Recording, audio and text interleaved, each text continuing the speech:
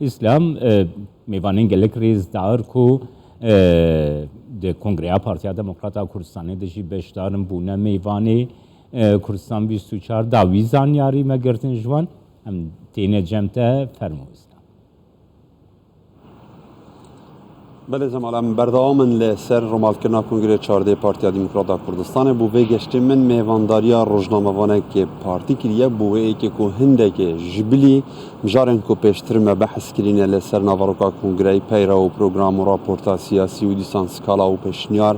هنده که لسر راگهاندنا پارتیا دموکراتا کردستان بسکنن اوجی روزنامه‌وانه دیار جواد قادر مهوانه منه که جواد تو گلب خیر هاتی زور سپاس بو آماده بیناته بری از بچمه ناوا مجارا راگهاندنا پارتیا دموکراتا کردستان و که حزب سیاسی راگهاندنا و چه بویه چوا بویه لعاست خواست و آمانجد و سیاست ها کو پیرو دکت بویه هنده که الگوره خواسته کاتا جه از لسر پیاما کنگره 14 پارتیا دموکراتا کردستان بسکنن بو آلی اندی هم بو نف دولتی و هرمیج چه بو بدیت نات زۆر سپاس کاک ئیسلام زۆر سپاس بۆ دیدارە و ماندووش نەبن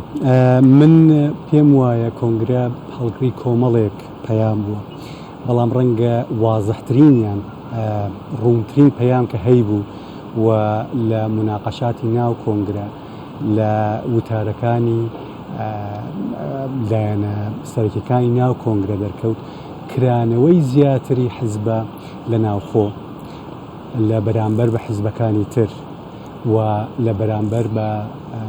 بەغدا کە شوێنێکی سەرەکیە لە عێراق بۆ کێشە و گرفتەکانی هەرێمی کوردستان و دەوروبەریش ئەم کرانەوەی چۆنە پارتی بەدڵنیاییەوە هێزێکی سەرەکی سیاسیە لە هەرێمی کوردستان و لە عێراق بۆیە مەسئولەتی یەکجار زۆر گەوری لەسەرشانە جارێ بەر لە هەموو شتێک لە هەرێمی کوردستان لە بەرامبەر بە هیچ جەماوەری خۆی بەرامبەر بە حزبەکانی تریش من پێم وایە ئەوەی کە لە وتارەکاندا زۆر بەڕوونی باس کرا دوای کۆنگرە پارتی دموکراتی کوردستان هەوڵێکی زۆر دەدات کە لە لایەنەکانی تر نزیک بێتەوە بە تایبەت لە یەکێتی نیشتیمانی کوردستان ئەو کێشانەی کە هەیە عیلاجیان کە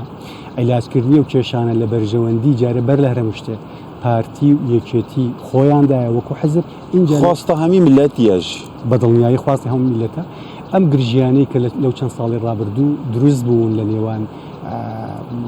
یەکێتی و لە نێوان پارتی ئەوانە دەبێت کۆتاییان پێبێت پەیامی کۆنگرەوە بکە ئەو کێشانە ئێستا نابێ هەرێمی کوردستان سەرقاڵی خۆیان بکەن چکە شتی زۆر جددیتر لە بەغدا هەیە شتی زۆر جددیتر لە ئەم دێ بەحسن ڕاگەهاندنێکن و چەندە ئەگەر بووە بۆ چارەسەرکردنا ڤانگرژیە یانژ بێژن تەشەنەکردنەوەوانە لێبەری کو ئەس بچمە سەروێ ئەو ئارمانجن و کنگرەی و بەستنا کنگرەی هەیە بۆم دیتناتە بجێهکردن و بەربداویە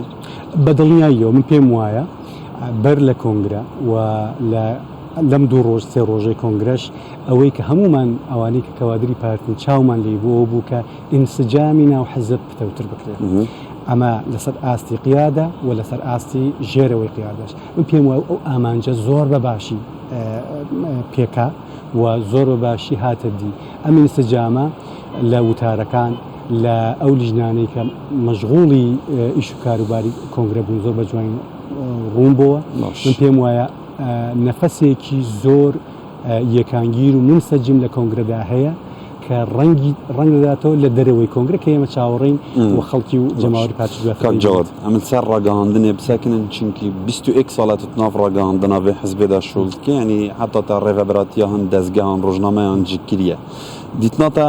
ئەو پارتیە کو تو بەحث لێت کە پارتیەکە سەنگ و مەزن و یەکەمەل سەراستێ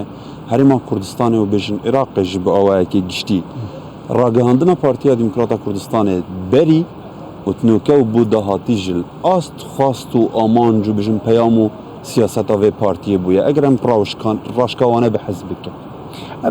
خۆی بەدڵنیایی و ڕاگەاندن لە بەر لە سەردەمی شاخ و لە سەردەمی شۆڕش شتێک بووە لە سەردەمی شار شتێکی ترە لە سەردەمی شۆڕشدا لە سەردەمی شۆڕشدا بەشێک بۆ لە شۆڕش زۆر جار خودی شۆڕش بووە ئێزگەی دەنگی کوردستان ڕۆژنامەی خەبات ئەوانە گرنگ بوون بۆ هێشتنەوە و بەرەو پێشبردن و با بڵین هاندانی شۆڕش لە سەردەمی بەر لە شار لە سەردەمی شار یعنی لە دوای 92ەوە ڕاگەاندنێک هاتە مەیدان لە هەرێمی کوردستان ڕاگەاندنێکی دیسان نیمچە شۆڕژێر و بە نەفەتی شۆڕژێری بەڕێوە دەچوو بەڵام لە ناو شاردا بوو. ئێمە لە دوای 2005 کە دەتوانین ڕۆی ڕاگەاندن لە هەرێمی کوردستاندا قۆناغیەکەی بڕیوە بەنسبەت پرسیارەکەی جەنابەت کە ڕاگەاندنی پارتیە. طبعا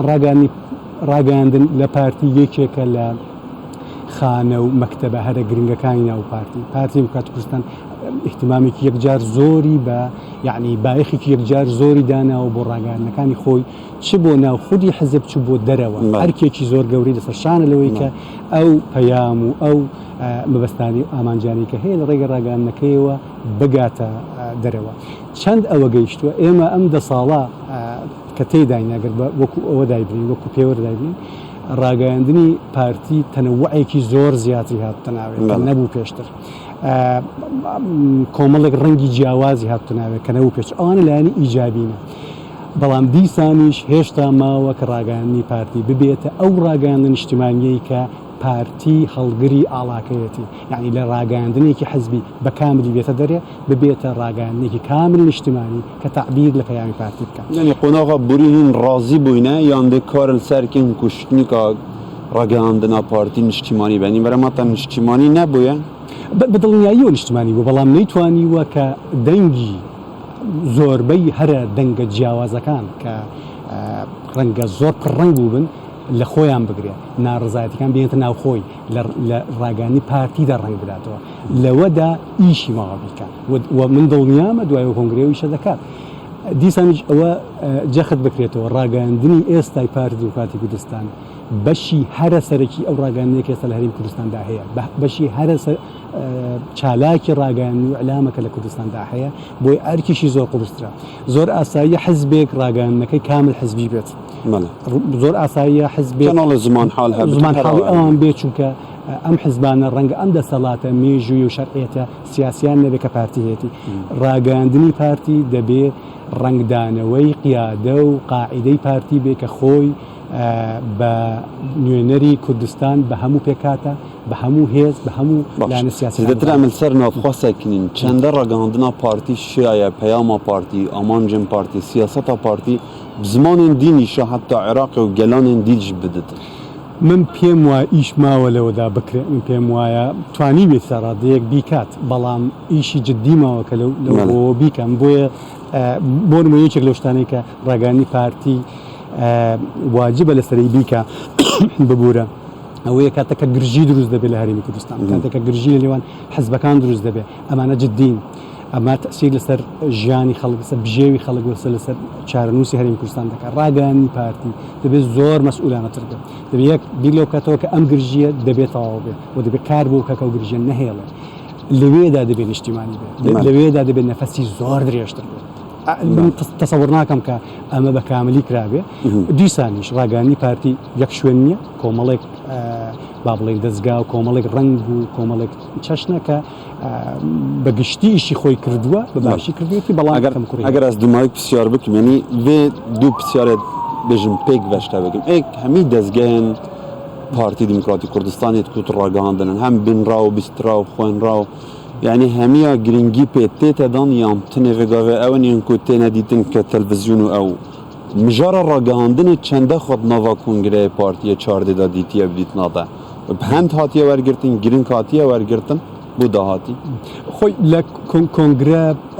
بە شێوەیەکی گشتی ئەوەی کە من لە دەرەوە ئاگاداری بووم بایەخی بە سەرجەم ئەو بوارانەدا کە حزب بەلایەوە گرنگە یەکێک لەوانە ڕاگەاندن بەڵام بەدڵنیاییەوە ڕاگەاندن یەکێکە لە کۆلکە سەرەکیەکانی پارتی وەکو حزبێکە مەبەستێکی نیشتیمانی هەیە و دەبێت بگات و ڕاگەاندن باشترە برازە بەدڵنیاییەوە پۆلێک ڕاگەاندنکاری کۆن و نوێ تێکۆشەری کۆن و تێکۆشەری نوێ و میدیازانی ئەم سەردەمەهی ناو حزب بەشداری کۆنگرە بوون ئەوانە قسەی خۆیان هەوو بیکەن کردیان مناقەشە دروست بوو نەتیجە چ دەبێت ئەوەیە کە دوجار لە پێڕۆپۆگانی کۆنگرەدایمە چاوەڕێی باش زۆر زۆر سپاس بۆ ئامادەبینەتە گەلمە کاک جەواد قادر وەکو ڕۆژنامەوانێ پارتی دیموکراتی کوردستان و تو هایداری پڕێڤەرچوونا کۆنگرەی چاردەیە پارتیە بێ سپاس بۆ ئامادەبینەتە